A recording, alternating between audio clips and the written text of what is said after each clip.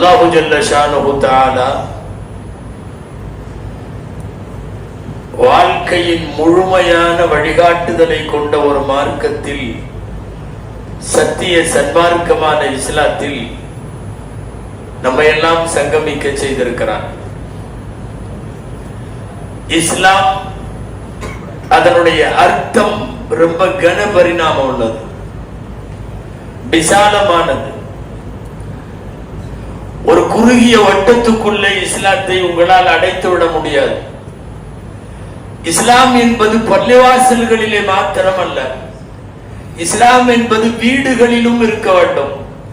இஸ்லாம் என்பது வணிகம் செய்யும் தலங்களிலும் இருக்க வேண்டும்.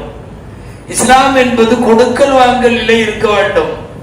இஸ்லாம் என்பது அடுத்தவர்களோடு நாம் பழகுகிற அணுகுமுறைகளிலும் நடைமுறைகளிலும் இருக்க வேண்டும். துரதிருஷ்டவசமாக நம்மில் பலர் புரிந்து கொள்ளுவது இஸ்லாம் என்பது பள்ளிவாசல்களுக்குள் மாத்திரம்.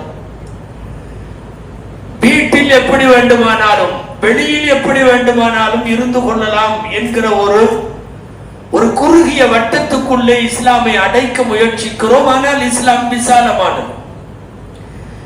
ஆண்களுக்கென்று பொறுப்புகள் உண்டு, பெண்களுக்கென்று பொறுப்புகள் உண்டு.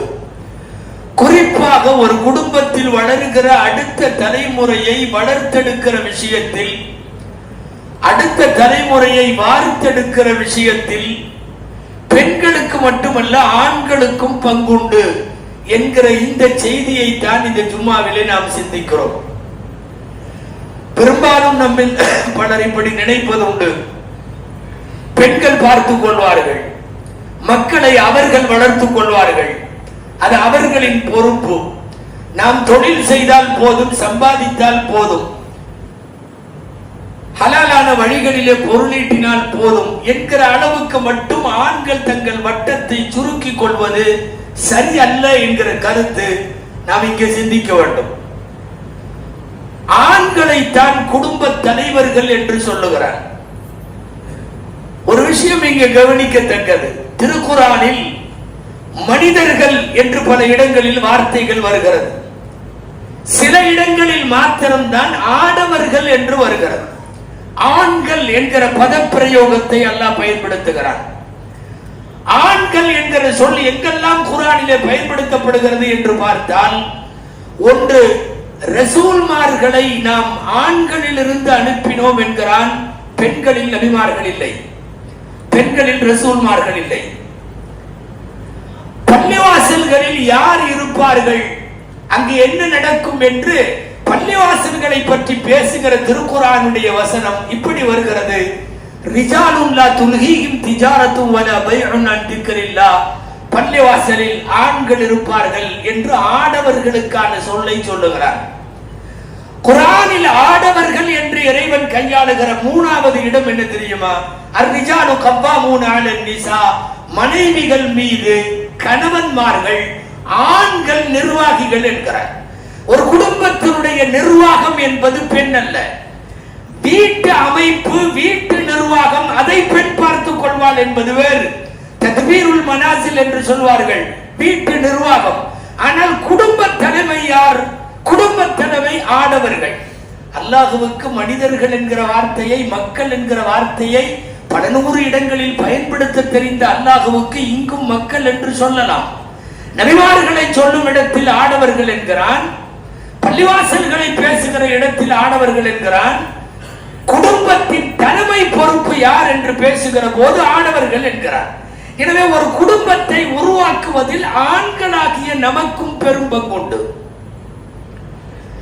அந்த குடும்பத்தினுடைய தலைமை பொறுப்பிலே நாம் இருக்கிற காரணத்தால் நன்றாக நாம் தெரிந்து கொள்ள வேண்டிய செய்தி,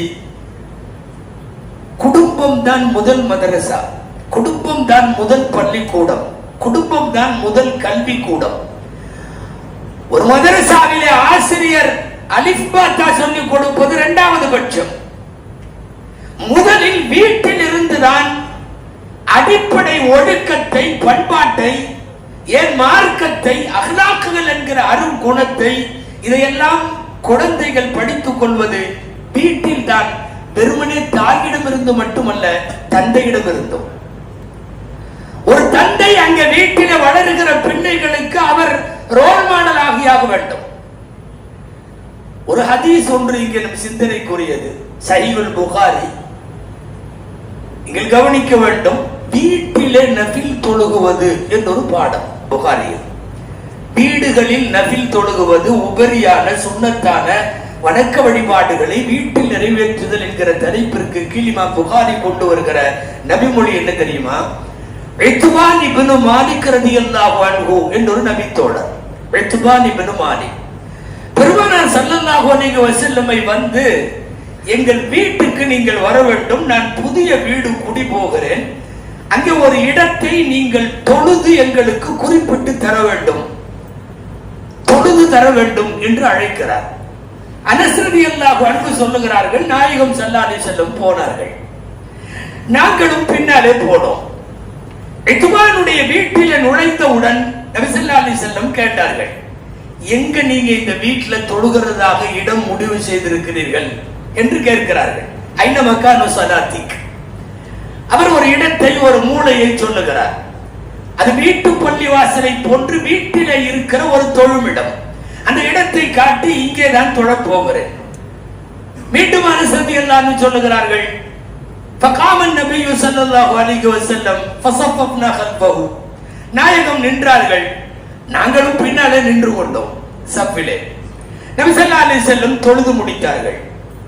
ஒரு 2 ரக்காயத்து தொழுது முடித்துவிட்டு வீட்டிலே இருக்கிற வீட்டின் உரிமையாளர், அழைப்பு கொடுத்தவர் இத்பான் இப்னு மாலிக் ரலியல்லாஹு அன்ஹுவை கூப்பிட்டு நபி ஸல்லல்லாஹு அலைஹி வஸல்லம் சொன்னார்கள், இதுதான் உன்னுடைய தொழுகுமிடம், நீ இதிலே தொழுதுகொள் என்று சொல்லிவிட்டு வந்து விட்டார்கள்.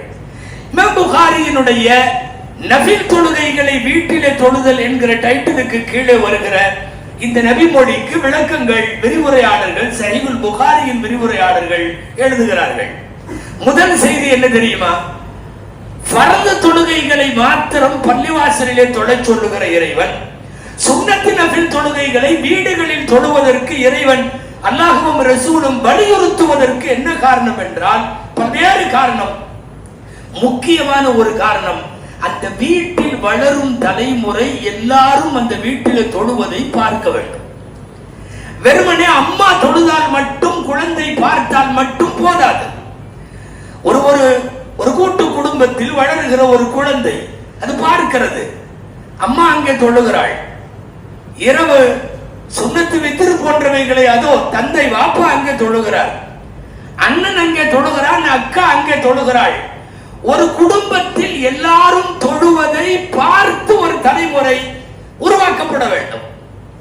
எனவேதான் மார்க் அல்லாஹ்வுடைய பள்ளிவாசலை விட சிறந்த இடம் வேற என்ன? நம்ம வீட்டை விட பள்ளிவாசல் மட்டமானதா, உயர்வானது?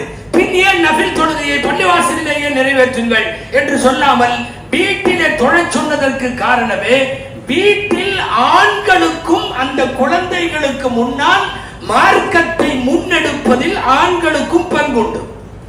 குர்ஆனுடைய வழிநெடுகிலும் பார்க்கிறோம், யா அல்லாஹ் என் சந்ததியை சீராக்கி தருவாயாக என்று கேட்ட நபிமார்கள் நிறைய பேர்.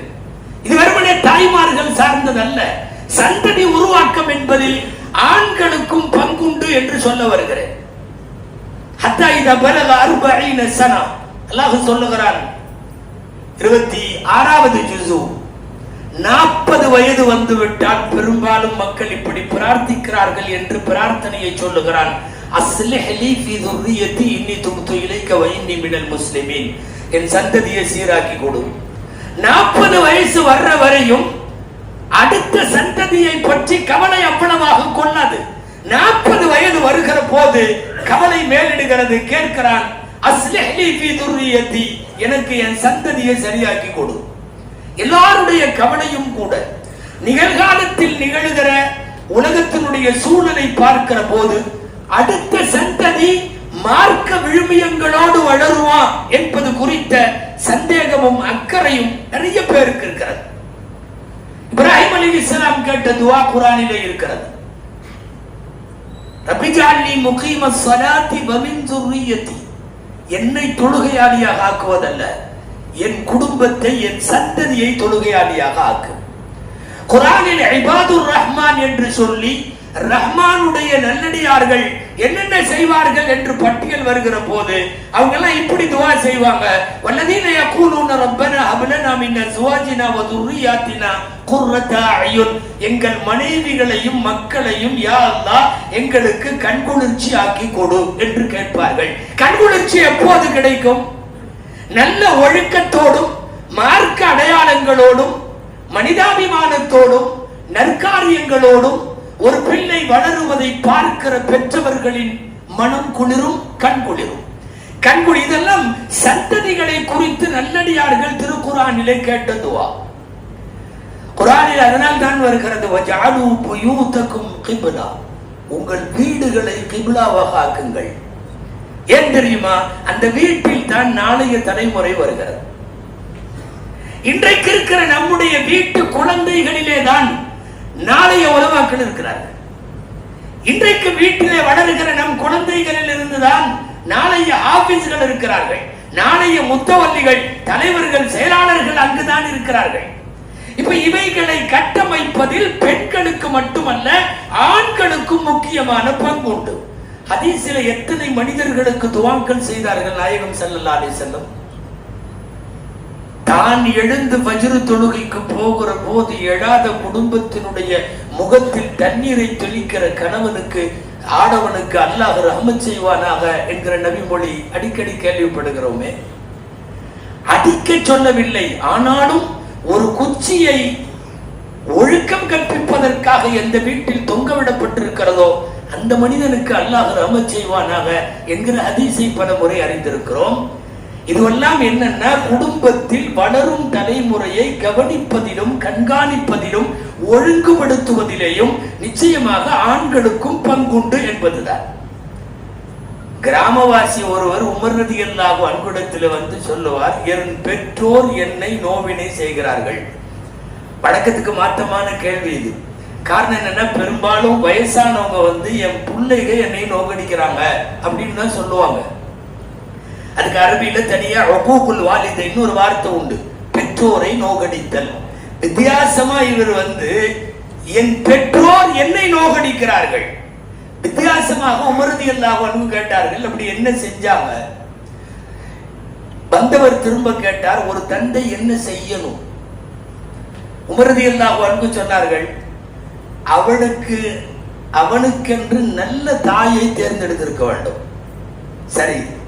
இரண்டாவது, நல்ல பெயர் வைத்திருக்க வேண்டும். சரி. மூணாவது, நல்ல ஒழுக்கத்தை கற்றுத் தந்திருக்க வேண்டும். இப்ப வந்தவர் சொன்னார், இந்த மூணையுமே அவர் செய்யல. மூணும் செய்யல.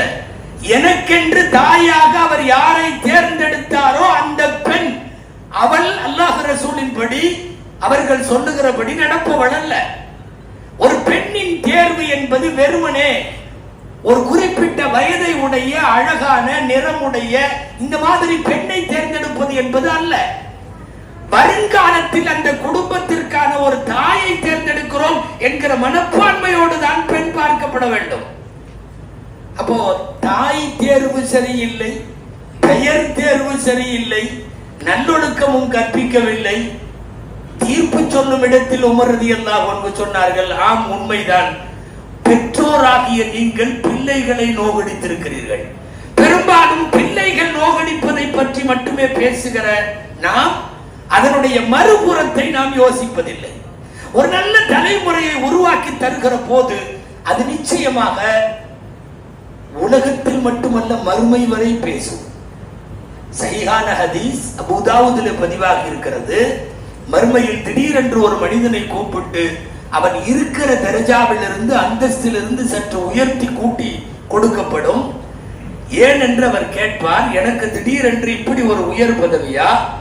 பிஸ்திக்ஃபாரி வலதிக லக், அபூ தாவூதுடைய வார்த்தை. ஸல்லல்லாஹு அலைஹி வஸல்லம் சொன்னார்கள், உன்னுடைய பிள்ளை கீழிருந்து துனியாவிலிருந்து உன்னுடைய பிள்ளை உன்னுடைய மறுமை நலனுக்காக அவர் கேட்கிற பாவ மன்னிப்பால் உன் அந்தஸ்து இங்கே உயர்த்தப்படுகிறது என்கிற நபிமொழி நாம் போகிற போது கூட நல்ல தடயங்களாக நம்முடைய மக்களை விட்டு செல்ல வேண்டும் என்கிற நம்முடைய பொறுப்பை காட்டுகிறது.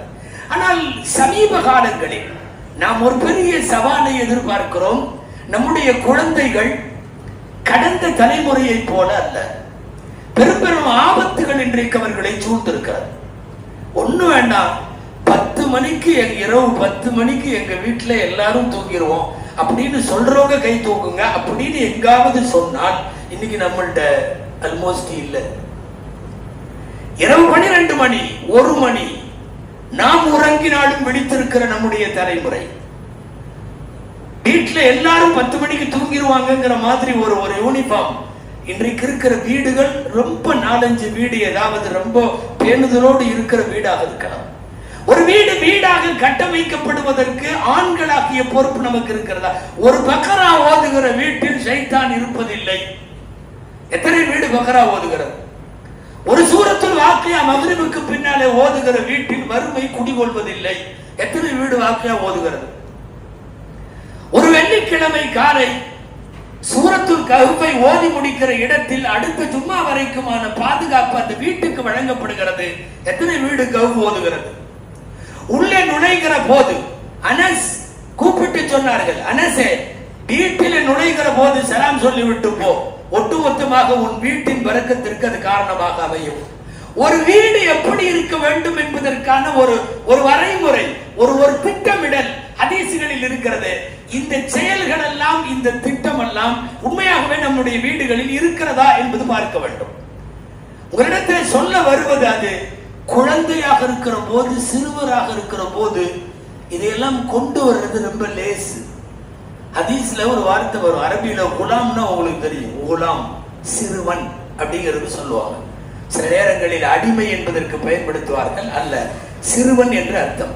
எக்கச்சக்கமான ஹதீஸ்கள் ரசூலுல்லாஹ் சிறுவர்களை பார்த்து பேசினார்கள். காரணம், வளைப்பது எளிது, கொண்டு வருவது எளிது, பழக்கப்படுத்துவது எளிது. யா குலாம் சம்மில்லா, சாப்பிடுற பிஸ்மில்லா சொல்லு. யா குலாம், கூப்பிடுறதே குலாம் தான் எல்லாத்தையும். யா குலாம் குல் மிம்மா யலீக, உனக்கு பக்கத்தில் இருக்கிறத சாப்பிடு, நடுத்தட்டுல கை வைக்காத. யா குலாம் இதா சஅல்த ஃபஸ்அலில்லா, என்ன கேட்கறதுனால அல்லாஹ்ட்ட கேளு. யா குலாம் இதா ஸ்தஅன்த ஃபஸ்தஇன் பில்லாஹ், உதவி தேடுறதுன்னா அல்லாஹ்ட்ட தேடு. யா குலாம் யா குலாம் என்று கூப்பிட்டு கூப்பிட்டு பெருமானார் ஸல்லல்லாஹு அலைஹி வஸல்லம் பேசிய வாசகங்கள் ஏராளம். எப்படி உருவாக்குகிறோமோ வளர்க்கிறோமோ அதை பொறுத்துத்தான். அப்துல்லாஹ் இப்னு ஸுபைர் ரலியல்லாஹு அன்ஹு ஒரு சஹாபி. அவங்க அம்மாவும் வீரமான பெண்மணி, அபூபக்கர் ரலியல்லாஹுடைய மகள் அஸ்மா ரலியல்லாஹு அன்ஹா. அவங்க தகப்பனார் சொல்லவே வேணாம், ஸுபைர் ரலியல்லாஹு அன்ஹு போர் மரபர். அவர் யுத்த காலத்துக்கு பையனை குழந்தைய ஒப்பு மூட்டை தூக்கிட்டு போவார் ஸுபைர் ரலியல்லாஹு. இந்த அம்மா காலையில சுய தேவையை நிறைவேற்றுவதற்கு ஃபஜ்ருக்கு முன்னால இருட்டுல ஊருக்கு வெளியே போறப்ப பையனை இழுத்துட்டு போய் ஒரு இருட்டான இடத்துல நிக்க வச்சுட்டு அந்த பையன்ல இருந்து கொஞ்சம் தூரம் தள்ளி போய் தங்கள் தேவையை முடித்து விட்டு வருவார்கள். இவ்வளவு இருட்டுல இந்த குழந்தைக்கு பயம்ங்கிறது அறவே இருக்கக்கூடாது. நானும் பழக்கிறேன், என் கணவர் யுத்தத்துல உப்பு மூட்டை தூக்கிட்டு போய் அவரு பழக்கிறார் என்று பதில் சொன்னார்கள். அப்படித்தான் வந்தது அந்த குழந்தை. ஒரு 8-10 வயசு இருக்கும். தெருவில சிறுவர்கள் எல்லாம் விளையாடுகிறார்கள். உமர் ரலியல்லாஹு அன்ஹு வர்றாங்க. அப்ப ஜனாதிபதி பார்த்த உடனே எல்லாம் அடிச்சு உளுந்து ஓடினாங்க எல்லாரும். அவர் மட்டும் நின்னார் ரோட்ல. உமர் ரலியல்லாஹு அன்ஹுக்கே மனசுல ஒரு சிரிப்பு, இந்த பையனுக்கு எவ்வளவு தைரியம் பாரு, அத்தனை பேரும் அடிச்சு உளுந்து ஓடும் போது இவர் மட்டும் நிக்கிறாரு. போய் நான் வர்றது தெரியுதல்ல, எல்லாரும் ஓடுறாங்கல்ல, நீ ஏன் ஓடல? ஒரு 8 வயசு பையன் பட்டுன்னு பதில் என்ன தெரியுமா சொன்னாரு? நான் ஓடுற அளவுக்கு, உங்களை பார்த்து ஓடுற அளவுக்கு நான் குற்றவாளியும் இல்லை, நகர்ந்து போற அளவுக்கு ரோடு ஒன்றும் குறுகலாவும் இல்லை. நீங்க உங்க வழியில போலாம், நான் என் இடத்துல நிக்கிறேன். ஹஜ்ரத் உமர் ரலியல்லாஹு அன்ஹு அப்துல்லாஹ் இப்னு ஸுபைருடைய தோளிலே தட்டி அவர்கள் பெற்றோரினுடைய வளர்ப்பை சொல்லுவார்கள்.